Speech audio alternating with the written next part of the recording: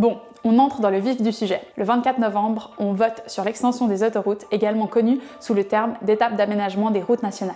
Mais les 5,3 milliards prévus pour ces projets ne sont pas du tout une étape vers l'avenir, mais plutôt un retour au siècle passé. Les projets sont complètement démesurés. On parle d'autoroutes à 8 voies, voire même à 2 étages. Ce n'est pas pour rien que de nombreuses communes concernées disent non à ces projets. Bâle, Berne, Saint-Gall, Chafouz, Genève, Vernier, Confignon, mais aussi plusieurs communes de la région de Nyon s'opposent à l'extension des autoroutes. Ces communes savent qu'agrandir les autoroutes va exposer la population à plus de bruit et plus de pollution. Ça va entraîner des hausses des coûts de la santé et donc augmenter encore nos primes d'assurance maladie. C'est aussi plus de danger pour les enfants, les cyclistes et les piétons.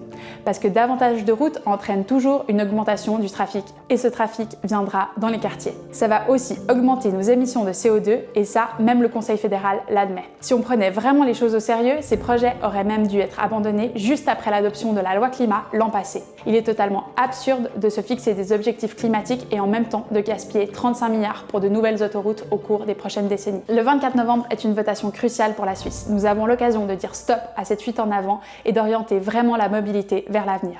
Ces milliards doivent aller aux transports publics pour les développer et baisser leurs tarifs, mais aussi dans les mobilités actives, pas dans les méga autoroutes. On a besoin de toutes les forces possibles pour cette campagne du non.